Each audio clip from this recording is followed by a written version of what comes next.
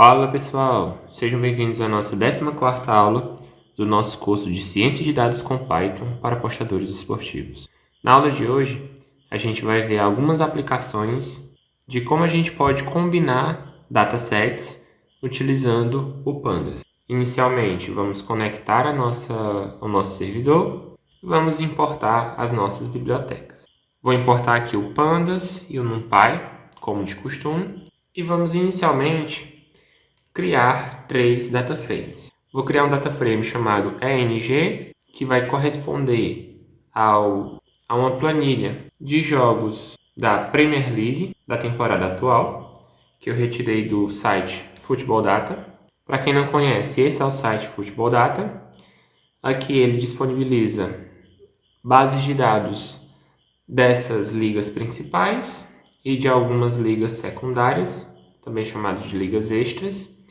E eu estou pegando da Inglaterra, inicialmente, e estou pegando aqui da temporada 2022-2023. É só você clicar com o botão direito e copiar o endereço do link. Ao fazer isso, você tem esse link aqui que representa a Inglaterra Premier League. A gente pode fazer a mesma coisa com a França e com a Alemanha. Ligas também disponíveis aqui gratuitamente no site Football Data.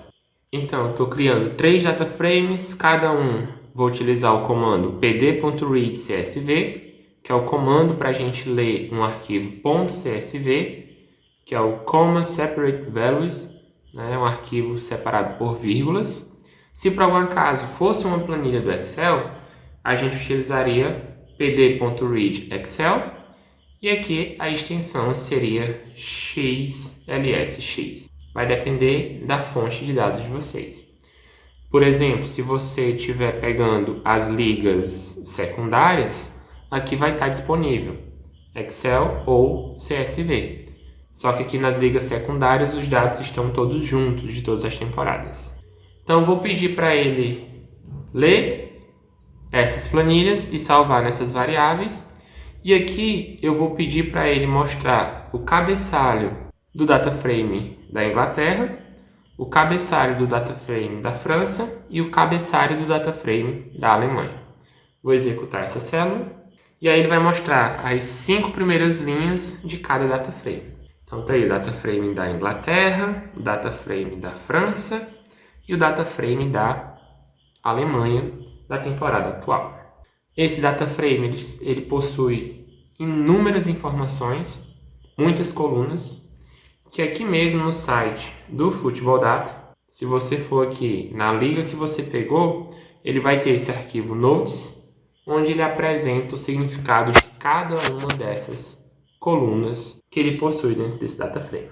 Então, digamos que a gente queira juntar tudo isso dentro de uma base de dados. Uma base de dados única que eu queira exportar para CSV ou para Excel. O que a gente faz?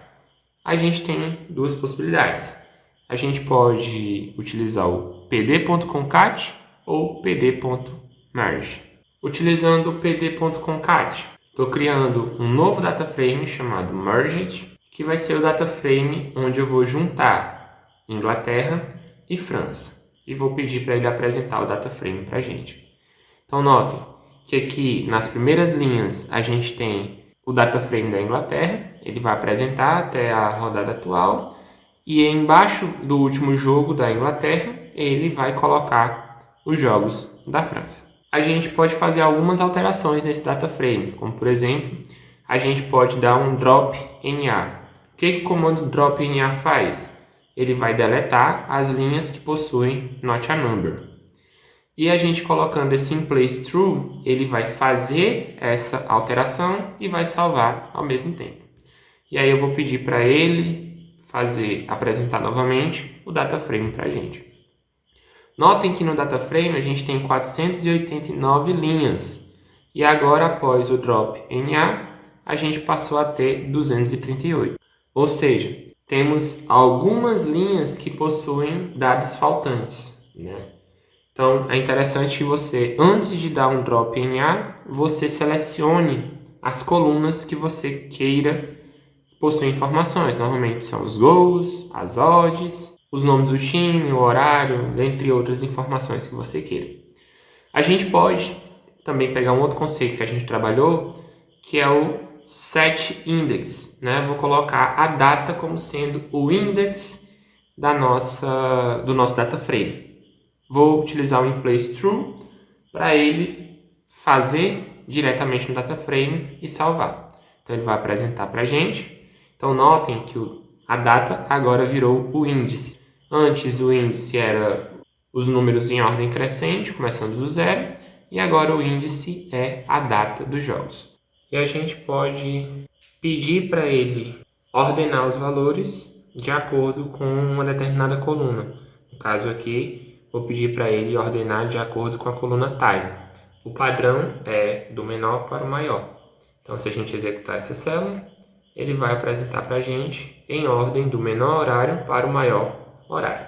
Então, a gente fez o que? A gente uniu dois data frames utilizando o comando pd.concat. Uma outra possibilidade seria, ao invés da gente utilizar o pd.concat, a gente utilizar o pd.merge. Então, vou criar uma nova linha de código. E agora, eu concatenei Inglaterra e França na vez anterior. E agora eu vou colocar merge to, vai ser pd.merge. E agora vai ser Inglaterra e Alemanha.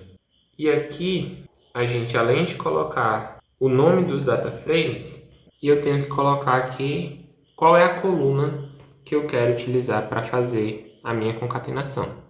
No caso do merge, é necessário que a gente tenha pelo menos uma coluna com dados iguais, senão vai gerar alguns erros. Eu vou mostrar aqui para vocês, eu vou pedir para ele apresentar. Então aqui ele vai criar as colunas que se repetem, mas têm dados diferentes, ele vai criar o índice X e o índice Y, como a gente viu na aula passada.